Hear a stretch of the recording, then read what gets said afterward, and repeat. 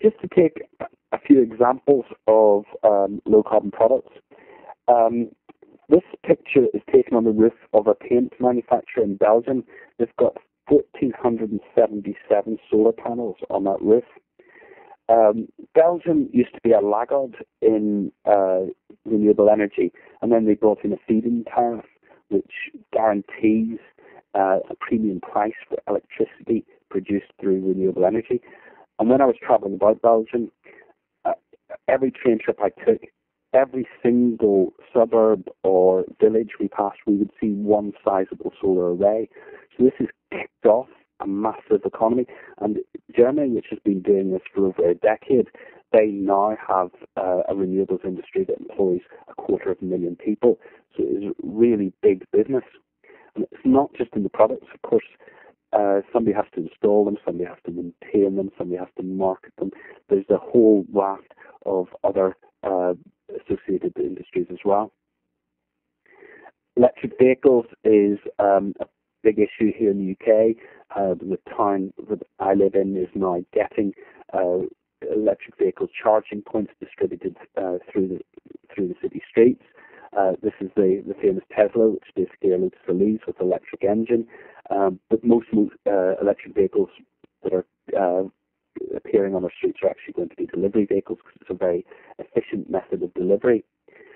Again, it's not just the market for the vehicles.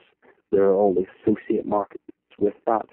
So you have to ask yourself, who provides the charging points? Who provides the charging service? Who's going to maintain them? Who's going to do the breakdown services? And even who's going to train the emergency services if they have to deal with one of these vehicles safely if there's an accident. So there's a whole range of associated business opportunities around electric vehicles. Bringing those two together is this idea of a smart grid, which is a way of dealing with the intermittency of renewable energy.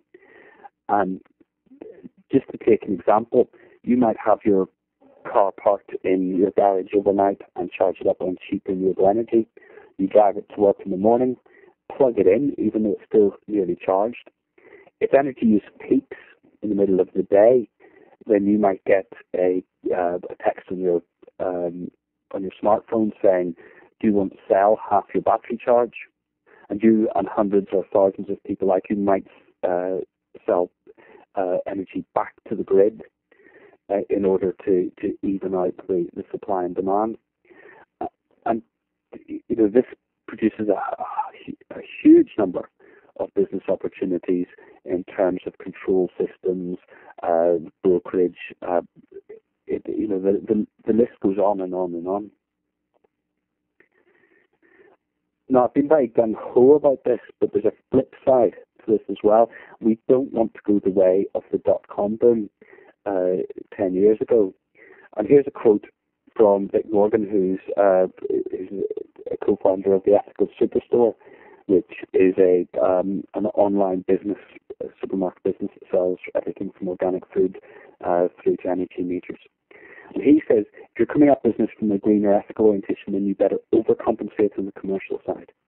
And they actually, when they started up, they employed people with the ethical outlook first, and then tried to train them in commerce.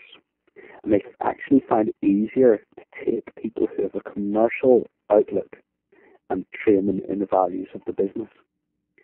I'll give you another example of this. This is the original Philips compact fluorescent tube. It was big, ugly, and cumbersome. The box it came in, when it was presented to the US market, wasn't the way Americans were used to buying their bulbs. We're used to that sort of box in Europe. And it's also called the Earthlight, and the pictures of trees and everything else. And nothing really says hair shirt more than this product. And unsurprisingly, it sat on the shelf. They rebranded the same product, effectively, the Marathon, the super long life. This is a product for real men. It lasts 5 years. It saves you $26, etc., etc. It's got all these facts. It's presented in a bubble casing, which may be less environmentally friendly than the packaging, the original packaging, but it's sold because it's the way the American market likes to see its bulbs. Those sorts of bulbs, I have to say, in Europe are sold in boxes. So the Earthlight was a poor product, badly marketed, and it didn't do well. The Marathon was a much better product, strongly marketed, and it did do well. And this all gets summed up in the first of the 3 secrets of green business from my book, which is to treat the environmental agenda as an opportunity, not a threat. Grasp it with both hands, but whatever you do, don't forget you're still running a business. Now, to do the other 2 secrets, which are about what you actually want to do and how to go about doing it, I'm afraid you'll have to look at the book. We don't have time to cover all that now.